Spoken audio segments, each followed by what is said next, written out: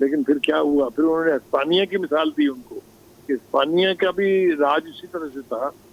और फिर उन्होंने फ्रांस की मिसाल दी कि जो नेपोलियन था उसने फिर अल्टीमेटली क्या हाल किया उसका। तो ये इशारे जो हैं ये अमेरिका को ये बावर कराने के लिए थे कि अगर आप आपे से बाहर होंगे तो फिर दूसरों के पास भी ये ऑप्शन खुले हैं। एक तो ये, दूसरी बात ये है कि ट्रंप करवट करवट लम्हा बलम्हा अपनी पोजीशन चेंज कर रहे हैं। कभी तो वो कहते हैं कि मुज़ाकरात के अलावा और कोई हल नहीं है चीजों का। आपने देखा कि मुज़ाकरात के 5 राउंड हुए भी, और फिर उन्होंने कहा जंग कोई सोल्यूशन नहीं है। उन्होंने इलेक्शन लड़ा इस बात पे कि मैं तो जंगें खत्म कराने आया, अमेरिका अब जंग कभी शुरू नहीं करेगा। तो अपनी इलेक्शन कैंपेन को इस तरह से अंडू करने का फैसला अगर वो करते हैं तो बज़ाहिर ये लगता है मुझे, अगर मैं अमेरिका की हिस्ट्री देखूं जिस तरह वो जंगों में घुसते हैं बगैर किसी एग्जिट स्ट्रेटजी के, और बाद में अपनी पैंटें और जूते छोड़ के हेलीकॉप्टरों के साथ लटक लटक के उनके सीनियर जनरल जो है वो वियतनाम से भागे थे, फिर मैंने उन्हें इराक से भागते देखा, फिर मैंने उन्हें अफगानिस्तान में 30 साल क्याम के बाद पूरी नेटो की कुव्वत के साथ रहकर भागते हुए देखा।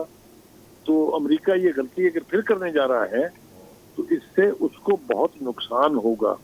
क्या अमेरिका के अंदर जिस रफ्तार से पब्लिक ओपिनियन चेंज हो रही है, क्या ये इम्कान है कि वो सब कुछ एक तरफ फेंक के और छलांग मार दें वो इस जलती हुई आग में? तो ये अजीबोगरीब फैसला होगा। इसको आप मैच्योर्ड लीडरशिप का फैसला नहीं कह सकते, इसलिए कि पूरी दुनिया को पता है गजा में इसराइल ने क्या किया है।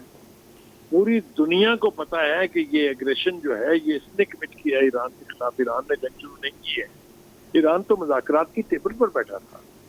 ये सारी सूरत हाल को अगर आप सामने रखें और जिस रफ्तार से, जैसा मैंने कहा कि इंटरनेशनल ओपिनियन जो है वो गजा के हक में, फलस्तीनियों के हक में और अब ईरान के हक में तब्दील हो रही है, ये लम्हा फिक्रिया है न सिर्फ ट्रंप के लिए बल्कि उनके जो वेस्टर्न एलाइज हैं, यूरोपियन एलाइज जो हैं, उनके लिए भी।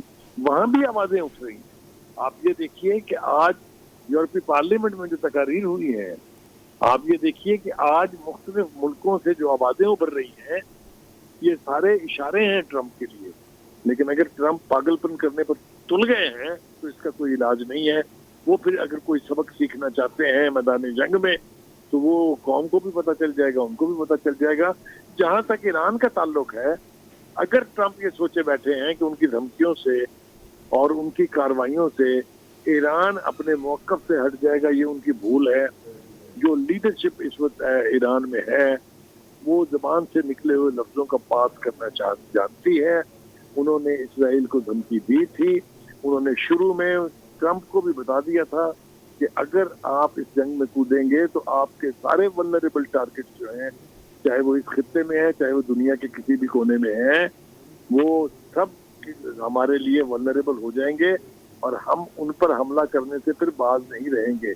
ये सब सूरत हाल के पेश नजर अगर ट्रंप संभल के कोई सही फैसला करने की बजाय जंग का हिस्सा बनते हैं तो बनने दीजिए। फिर ये अमेरिकी कौम जो है वो उसकी बदकिस्मती मैं कह सकता हूँ इसको, इसलिए कि आज भी मैंने देखा कि वो जो डिस्ट्रीब्यूशन ऑफ डिग्रीज की एक तकरीब थी उसमें एक लड़की कह रही थी कि हमने जो फीसें दी हुई हैं वो हमारा टैक्स पेइंग का पैसा है जो इसराइल के ऊपर लुटाया जा रहा है। तो इस तरह की आवाज़ों के बावजूद अगर ट्रंप अपनी ही निगेशन में इस जंग का हिस्सा बनते हैं तो फिर देखिए अल्लाह ताला जो है उसकी अपनी स्कीम ऑफ थिंग्स है, क्या होता है उसका।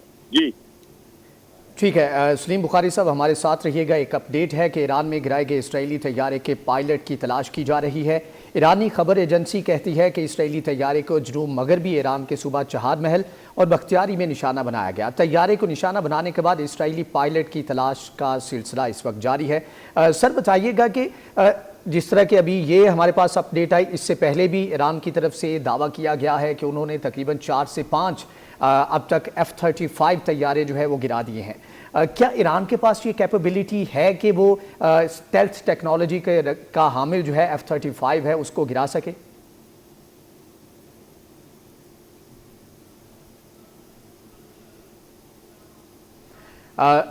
नसीम ज़ारा सीनियर तज्जियाकार हमारे साथ मौजूद हैं, उनसे भी यही सवाल कर लेते हैं। नसीम ज़ारा साहब, आपके वक्त का बहुत शुक्रिया। ये बताइएगा कि अभी हमने अपडेट दी अपने नाजरीन को कि एक इसराइली तैयारा जो है वो ईरान ने गिराया है और उसके पायलट की तलाश शुरू कर दी गई है। क्या आपको लगता है, इससे पहले भी क्लेम किया गया है कि 5 से 6 तैयारे F-35 जो है वो गिराए गए हैं ईरान की तरफ से। डू यू थिंक कि ईरान के पास ये कैपेबिलिटी है, उसके डिफेंस में ये कैपेबिलिटी है कि वो एक स्टेल्थ टेक्नोलॉजी के हामिल तैयारे को गिरा सके? जी, उस तक कुछ कहा नहीं जा सकता। जो इस वक्त सूरत हाल है उसमें तो नहीं लग रहा है ईरान के पास ऐसी टेक्नोलॉजी। और इस तरह की जो खबर आप दे रहे हैं कि अभी इंडिपेंडेंस ईरान से तो कोई कंफर्म नहीं हुई। आपको मालूम है जंग में तो एक जो खबरें आती हैं सामने उसको हर एक को कंफर्म करना मुश्किल होता है। As of now I don't have a sense कि ईरान के पास तरीके की टेक्नोलॉजी है, लेकिन अगर हुआ हो तो मैं नहीं कह। ठीक। अच्छा मैम, ये बताइएगा कि जिस तरह से सूरत हाल लम्हा लम्हा बदल रही है और अभी जो है वो इत्तलात ये भी आ रही हैं कि मे बी आज रात जो है अमेरिका वो इस जंग में शिरकत करे इसराइल के साथ और बाकायदा तौर पर इसका हिस्सा बन जाए। डू यू रियली थिंक कि अमेरिका के और अमेरिकन आवाम जो है उसके मफाद में है ये एक जंग, क्योंकि इतने सारे सेंटिमेंट जो कि इसके अगेंस्ट हैं और बहुत सारी आवाज़ें इस वक्त अमेरिका के अंदर से उठ रही हैं कि इस तरह की पराई जंग के अंदर शिरकत करना अमेरिका को सूट नहीं करता? मेरा ख्याल है, देखिए, हमारी ओपिनियन से तो फर्क नहीं पड़ता, देखना है कि अमेरिका में हो क्या रहा है। इस वक्त सूरत हाल ये है कि इजराइल कभी भी इतने आगे तक ना बढ़ता अमेरिका के ग्रीन सिग्नल के बगैर। तो ये बात आज जहां तक पहुंची है, इजराइल ने जहां तक आज 5वां दिन है जो हमला कर रहे हैं ईरान तक, वो अमेरिका ने ग्रीन सिग्नल के बाद ही किया है। और अमेरिकन एडमिनिस्ट्रेशन से, और आप देख रहे हैं ये बात भी हो गई क्लियर, और डोनाल्ड ट्रंप ने खुद भी कहा कि हमें बताया था इन्होंने अटैक करने से पहले।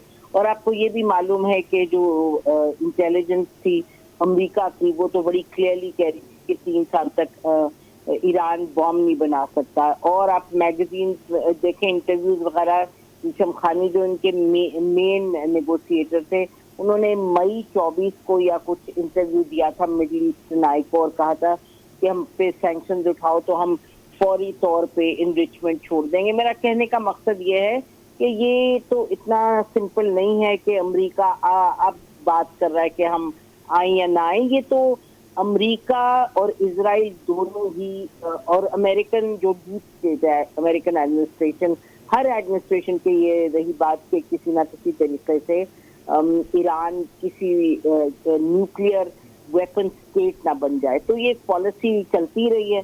और आज जहां आके हम जिस मैच पे खड़े हुए हैं, अब तो लगता है कि शायद it's a question of time, मतलब कितने घंटों में या कितने एक आध दिन में अमेरिका इसमें कूद पड़ेगा। और ये भी मेरा ख्याल है बात बड़ी क्लियर है कि अमेरिका ऑलरेडी इसमें है अगर जंग में, क्योंकि अगर मिसाइल्स वगैरह जो हैं वो उनको नॉक डाउन करने के लिए जो अमेरिकन फोर्सेस वहां मौजूद हैं, अमेरिकन कैपेबिलिटी है, वो ऑलरेडी इस्तेमाल हो रही है। आपने सुना कि डोनाल्ड ट्रंप ने ये कहा कि the skies are totally in our control, मतलब अपनी बात कर रहे हैं, अपने एलाइज की बात कर रहे हैं। इस वक्त कोई 9 या 10 अमेरिकन बेसिस हैं इन दी एरिया अराउंड ईरान, तो वहां से भी सपोर्ट मिल रही है इजराइल को।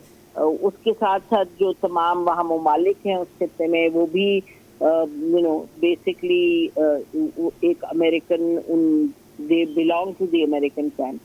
तो और जो पूरा वेस्टर्न स्टेट्स हैं जितनी, और यूके भी बड़ी एक्टिवली सपोर्ट कर रहा है इसको, इजराइल को। तो मेरा ख्याल है कि ये तो अब बात उससे बहुत आगे निकल गई कि किसके फायदे में है अमेरिका का जाना। अब तो क्वेश्चन ये कि कब अमेरिका जाएगा इसमें जंग में, मतलब खुल के कैसे जाएगा। और खुल के जाने से भी आप वो देखेगा, जस्टिफाई वो ये कर रहे हैं ना कि भाई अगर हमने इसको ईरान को न्यूक्लियर स्टेट नहीं बनने देना, तो फिर अब जो इनकी 2 फैसिलिटीज हैं उसमें से एक जो है जो कि अंडरग्राउंड है बहुत ज्यादा, और उसके वो बंकर बस्टिंग बॉम्ब्स हैं, वो कह रहे पता नहीं 5,000 या 10,000 पाउंड का बॉम्ब फेंकना पड़ेगा, उसके लिए B-52 बॉम्बर्स चाहिए, वो पूरी दुनिया में बस अमेरिका के पास है।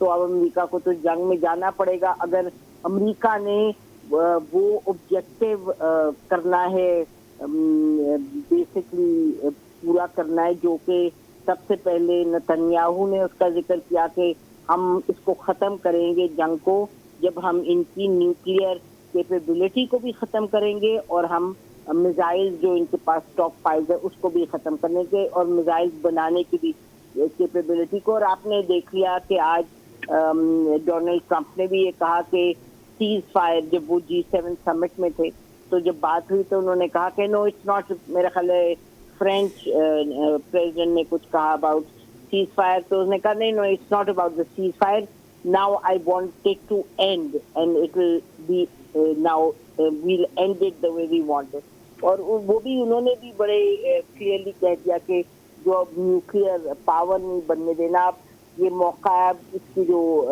कैपेबिलिटी और कैपेसिटी है उसको बिल्कुल हतमी तौर पे ख़त्म करना है।